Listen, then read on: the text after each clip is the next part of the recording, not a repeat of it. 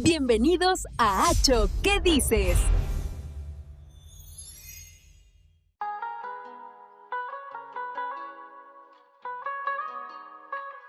A ver, imaginen una pequeña isla. Un punto de tierra, nada más, rodeado por las aguas tranquilas de una laguna salada. Un sitio que durante más de 150 años fue una prisión. Exacto, un lugar de confinamiento. Pero ahora imaginen que esa misma isla, esa cárcel, se transforma de repente en un paraíso privado. Con un palacete de estilo romántico, un coto de caza. Y no solo eso, una de las bibliotecas más impresionantes de la época. Es una historia increíble. Pues esa es la historia que vamos a desgranar hoy. La de la Isla Mayor, en el Mar Menor, y, bueno, el hombre que la moldeó a su imagen y semejanza. Don Julio Falcó Dada, el barón de Benifayó. Toda la información además viene de un texto muy interesante titulado El legado del barón.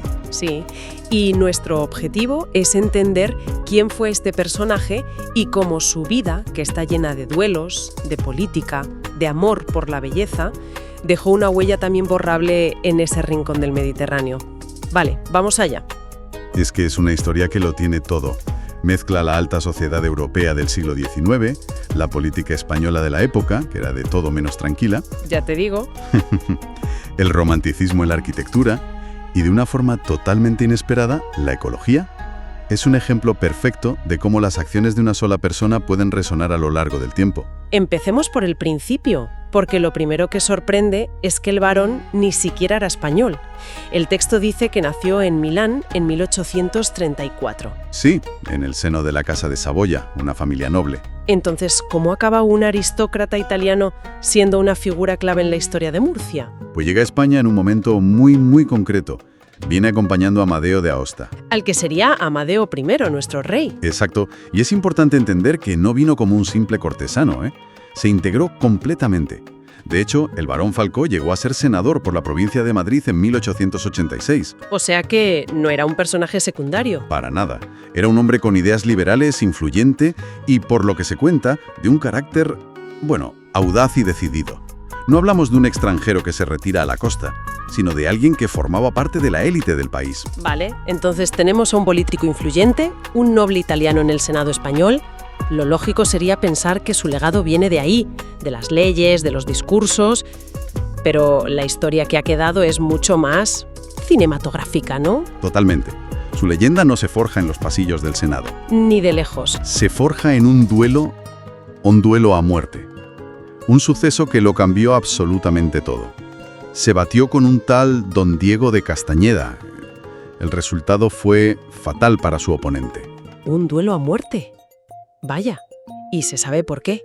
Supongo que no se llega a eso por una tontería. Desde luego que no.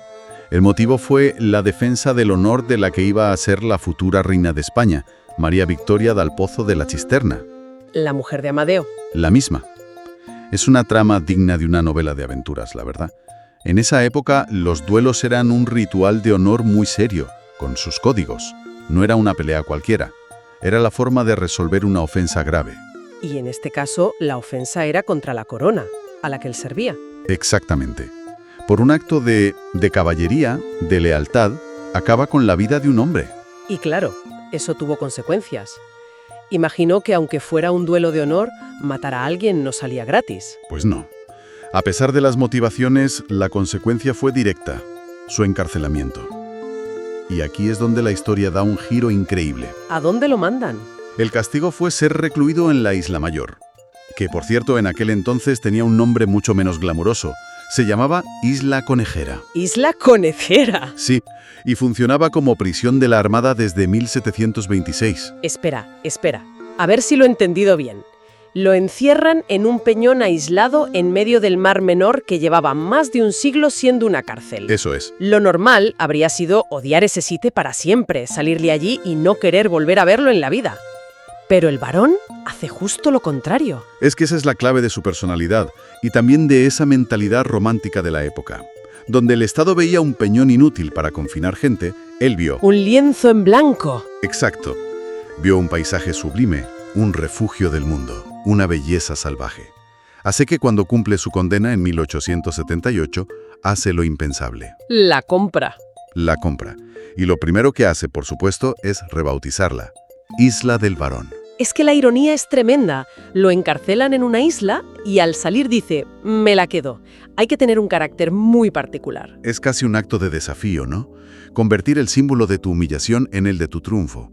Es una demostración de cómo transformar una experiencia negativa en un proyecto vital. Y una vez que la isla es suya, empieza a darle forma a su visión. No pierde el tiempo, ¿no? Y lo curioso es que su primer gran proyecto, según leo, ni siquiera fue en la isla, sino en tierra firme, en San Pedro del Pinatar, un palacete que se conoció como la Casa de la Rusa. Sí, y no era un edificio cualquiera, fue diseñado por un arquitecto de renombre, Lorenzo Álvarez Capra. Y aquí hay un detalle fascinante que revela mucho sobre el ego del barón.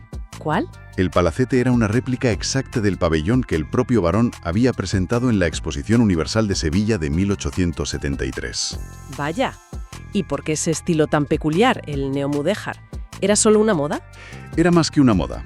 El neomudéjar era una corriente muy en boga en la España de la Restauración. Buscaba crear una identidad nacional, bebiendo de ese pasado hispano-musulmán. Daba un aire exótico, romántico. Eso es. Pero el hecho de replicar su propio pabellón de una exposición universal es casi un gesto de autohomenaje. No solo construye una casa, está materializando su visión estética, la que él mismo había presentado al mundo. Es toda una declaración de principios. ¿Y no se detuvo ahí? Se construye otro palacete en la propia isla. El sueño romántico hecho realidad. Su propio castillo en su isla privada. Sí, una fantasía total. Construyó una réplica más pequeña del de tierra, con una torre menos y de una sola planta. Pero el efecto, según los escritos de la época, evocaba la imagen romántica de un castillo. Su refugio. Su refugio y su fortaleza. Estaba creando un mundo a su medida. Un reino privado. Y no solo se rodeó de arquitectura. Por lo visto, el interior de ese refugio isleño era igual de impresionante, pero por una razón muy distinta. ¿Qué guardaba allí? Ahí descubrimos otra de sus facetas.